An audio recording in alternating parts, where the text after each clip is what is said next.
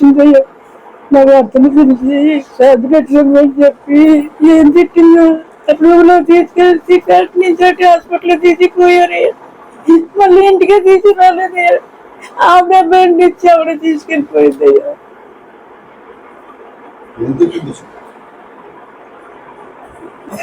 మా భర్తలోకి ఇప్పించుకుని చెప్పండి. సార్ నా పేరు శరణేశ్వర్ సార్, మిడిదిపాటి వెంకట శరణేశ్వర్. నేను ఆర్వీ నగర్లో అకౌంట్ సెక్షన్ చూసుకుంటున్నాను. గత 10వ తారీఖున ఏం జరిగిందంటే హెడ్ ఆఫీస్లో నేను ఆడిట్ పని మీద ఉన్నప్పుడు ఒక పేమెంట్ కొట్టబోయి చింతపల్లి అకౌంట్ నెంబర్ నుంచి అవతలకి పేమెంట్ వెళ్ళిపోయింది. అది రెక్టిఫై చేయడానికి ఒక 15 minutes అయిపోయింది.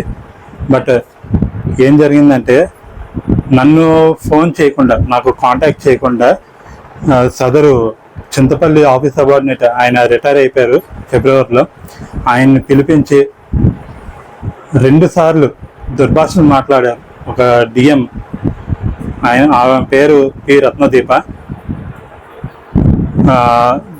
మళ్ళా 3వసారి కూడా పిలిపించి ఛాంబర్లో ఉన్న ఛార్జర్ తెమ్మని చెప్పి అప్పుడు కూడా తిట్టారు.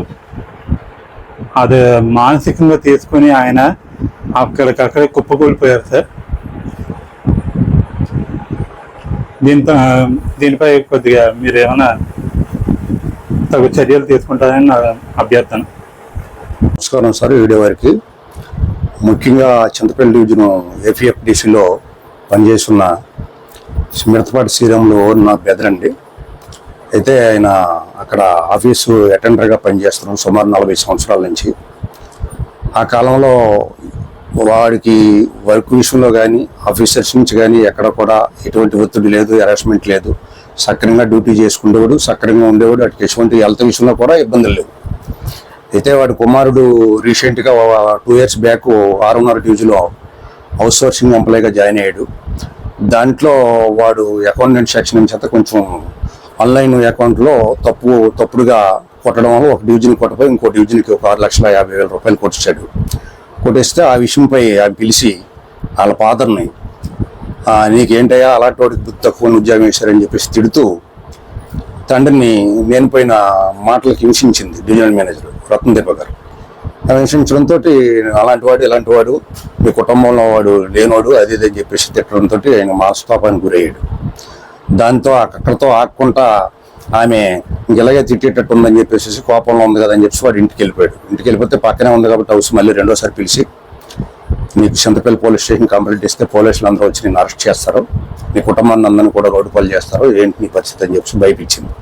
భయపించడంతో అప్పుడు కూడా ఈ పోలీసు ఇది అనేది ఎప్పుడు తెలియదు కాబట్టి కొంచెం ఆ విషయానికి హెరాస్మెంట్ అయిపోయి భయపడిపోయి ఇంకా మళ్ళీ ఇదే ఇబ్బందిలాగా ఉందని జాయిగా ఇంటికి వెళ్ళిపోయాడు. ఇంటికి వెళ్తే థర్డ్ టైం మళ్ళీ కబురు పెట్టి ఇంట్లో ఛార్జర్ వెళ్ళిపోతారని చెప్పేసి అంటే పట్టుకొచ్చాడు. అధికారి కాదని చెప్పేసి తెచ్చి ఇచ్చే లోపల ఆమె మళ్ళీ సేమ్ సిచ్యువేషన్ అదే తిట్టడంతో ఆయన ఛార్జర్ ఇస్తూనే అక్కడే పడిపోయి బ్రెయిన్ స్ట్రోక్ వచ్చింది. బ్రెయిన్ స్ట్రోక్ వచ్చితే ఆమె తొందరగా ఆయన తీసుకొని ఆ స్టాఫ్ను కూడా పిలిపించి ఆమె జీప్లో తీసుకొని చింతపల్లి మన గవర్నమెంట్ హాస్పిటల్లో జాయిన్ చేస్తే మేము ట్రీట్మెంట్ చేయలేము, ఇక్కడ బ్రెయిన్ స్ట్రోక్ వచ్చింది కాబట్టి వైజాగ్ తీసుకెళ్ళండి అని చెప్పేసి వాళ్ళు సలహా ఇస్తే వెంటనే అంబులెన్స్లో నర్సీపట్నం తీసుకొచ్చారు. మాకు నర్సీపట్నం వరకే మాకు లిమ్స్, మేము తీసుకెళ్ళమంటే అక్కడ మళ్ళీ ప్రైవేట్ అంబులెన్స్లో మాట్లాడి నైట్ అపోలో హాస్పిటల్ తీసుకెళ్లారు. వాళ్ళ కొడుకు కోడళ్ళు అందరూ కలిసి అక్కడ ట్రీట్మెంట్ సుమారు 10 days జరిగింది. ఇప్పుడు మేము చేయలేము, ఇంకా ఆ మనిషి అయిపోయింది, ఇంకా 1 or 2 daysలో చనిపోతాడు, మా దగ్గర ఇంకా ఇంజక్షన్స్ కూడా ఎక్కలేదని చెప్పేసి వాళ్ళు డిశ్చార్జ్ చేసి ఇచ్చారు. ఇచ్చేస్తే నిన్న దినాన్ని తీసుకొని వచ్చి నర్సీపట్నంలో సొంత గృహంలో పెట్టారు. మమ్మల్ని అందరినీ బంధువులందరినీ పిలిచారు, మేము కూడా వచ్చాం చూసాం. కాబట్టి జరిగినటువంటి నష్టాన్ని ఫుల్ఫిల్ చేయాలా డిపార్ట్మెంట్ వాళ్ళు, ఆమె మీద ఇమీడియట్ ఎంక్వైరీ చేస్తూ ఆమె మీద యాక్షన్ తీసుకోవాలా. ఇలా చేస్తే ఎంతోమంది నిరుపేదలు ఉంటారు, పట్టుకుట్టు కోసం కూలి పని చేసుకునే వాళ్ళు, అలాంటి చిన్న స్థాయి ఉద్యోగస్తులు అలా ఇబ్బంది పెట్టడం తప్పు అని చెప్పేసి మేము భావిస్తాం. కాబట్టి వీడియో మిత్రులందరికీ కూడా మన యొక్క నమస్కారాలు.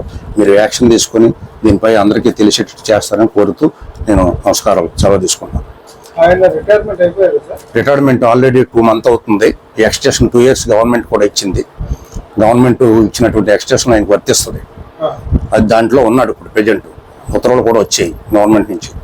మరి అది కూడా కోల్పోయాడు. దాని నుంచి వచ్చినటువంటి అమౌంట్ పోయింది, వాళ్ళ కుటుంబంలో పెద్ద దిక్కుపోయింది. ఇవన్నీ కూడా నష్టం, ఎవరు లేరు వెనక ముందు కూడా.